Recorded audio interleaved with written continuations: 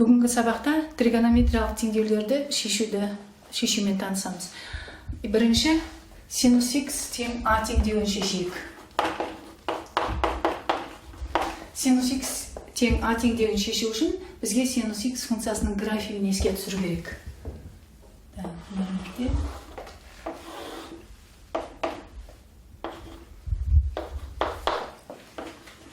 Синус x мына жерде пи бөлінген 2, пи минус пи бөлінген 2, минус пи, және жоғарыдан 1, төменнен минус 1 мен шектеліп тұрады. Және синус x функциясы бізде былай өтетін білеміз, шұғылап графикті саламыз.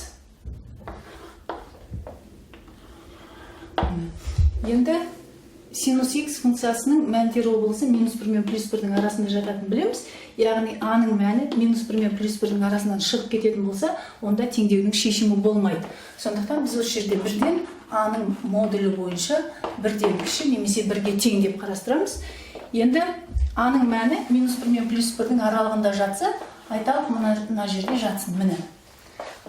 Онда ол 0 пи аралығында синус x функциясының графигін екі нүктеде қиып өтеді.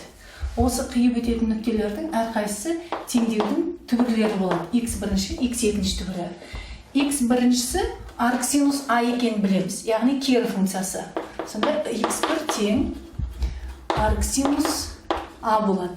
Ал x2-ні табу үшін мына жерге назар аударамыз. 0-ден x1-ге дейінгі аралық x2-ден пиге дейінгі аралыққа тең болып тұр. Олай болса, x2-ні табу үшін пиден арк синус аны, яғни x1-ді алып тастасақ жеткілікті. Пиден арк синус аны алып тастаймыз. Енді бұл түбірлер жаңағы синус x функциясы периодты функция болғандықтан қайталанады 2π период сайын. Сондықтан біз x бірінші түбірді табу үшін оған 2π период қосамыз. 2πn болғанда 2πn период қосамыз. Екінші жазудан біз пиді жақша сыртына шығарып, мынандай өрнек жазсақ болады. Арк синус а қосу пиді шығарсам, жақшаның ішінде 2n плюс 1 қалады. Бұл жерде не байқаймыз? Период жұп болған кезде арк синус а болды. Ал 2n плюс 1 деген ол тақсан. Период тақсан болған кезде минус арк синус а болды. Сонда екі түбірді біріктіріп, біз былай деп жазсақ болады. Минус 1-дің к дәрежесі. Яғни ол жұп болған кезде бірінші түбір, тақ болған кезде екінші түбір шығып отырады. Арк синус а плюс пи к дейміз. Яғни к жұп болған кезде мынау 2π болып отырады, ал к тақ болған кезде екінші түбірдің периоды шығып отырады. К бүтін сандар жиынынан. Яғни біз синус x теңдеуін шешкенде осы формуланы қолданамыз. Мысалы, синус x тең 2-ден 1 болсын. Формула бойынша шешетін болсақ, x тең минус 1-дің к дәрежесі арк синус а, яғни арк синус біз 2-ден 1 дейміз, плюс пи к, бұндағы к z жинынан алынған. Енді арк синус 2-ден 1-дің мәнінің пи бөлінген 6 екенін білеміз. Олай болса, біз бұл теңдеудің түбірін минус 1-дің к дәрежесі көбейтілген пи бөлінген 6 плюс пи к, бұндағы к z жинынан алынған деп өстіп жазып көрсетеміз. Яғни синус x функциясының өзі теңдеуі формуласы, сосын мәнін қоя салсақ жеткілікті. Қарапайым әрі оңай. Жаңа біз синус x тең а теңдеуінің жалпы формуласын жазып көрсеттік. Яғни x тең болады минус 1-дің к дәрежесі арк синус а плюс пи к дедік. Бұндағы к бүтін сандар жиынынан алынған. Енді графигіне қарап отыратын болсақ, минус 1-ге тең болған кезде, а-ның мәні минус 1-ге тең болған кезде, минус пи бөлінген 2-ден кейін 2π период сайын қайталанып отырады екен. Яғни біз синус x тең минус 1 болғандағы теңдеудің түбірлерін тапқанда, жалпы формулаға салмай-ақ бірден түбірін табуымызға болады. Яғни минус 1 болатын мәні синустың минус пи бөлінген 2-де. Ендеше x тең минус пи бөлінген 2 плюс енді келесі минус 1 ол 2π периодтан кейін қайталанады. Сонда 2πn дейміз. N z жиынынан. Яғни бұл минус 1 болған жағдайдағысы. Енді синус x-тің нөл болған жағдайын қарастырайық. Нөл болады. Міне синус нөлде және пиде. Сонда 2 пи периодта 2 жерде нөлге тең болып тұр. Олай болса біз бүйтсек болады. X тең pn. Яғни n-ге 0 берсек 0 шығады. N-ге 1 берсек пи шығады. N-ге 2-ні берсек 2 пи шығады. Тағы сол сияқты. Яғни n-ді z-тимен дейміз. Үшінші.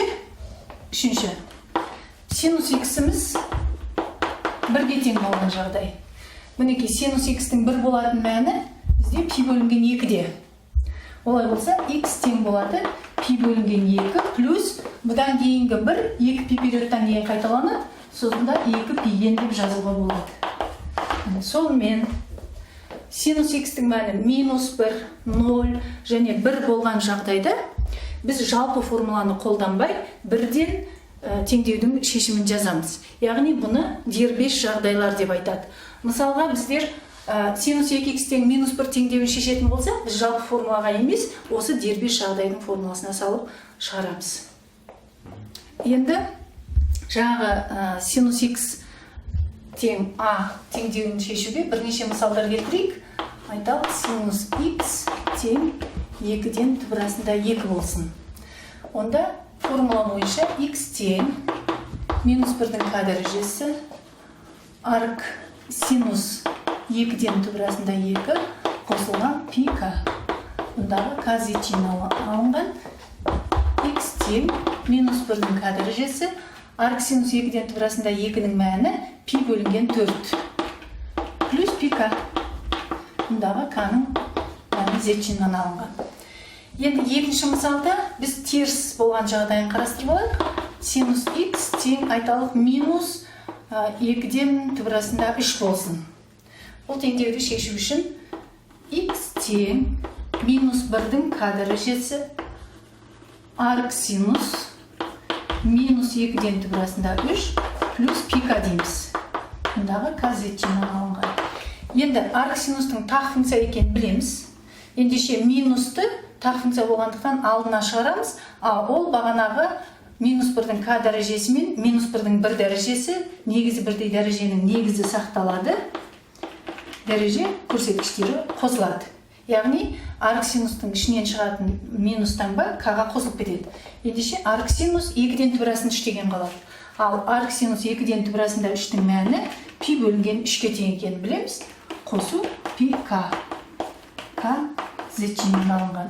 Сонымен не байқадық? Егер синус x-тің мәні оң санмен анықталса, ол -1-дің k дәрежесі болады екен. Ал синус x-тің мәні теріс санмен тұрса, онда оны жаңағы k дәрежеге 1 дәрежені қосып, k плюс 1 дәрежемен есептейді екенбіз.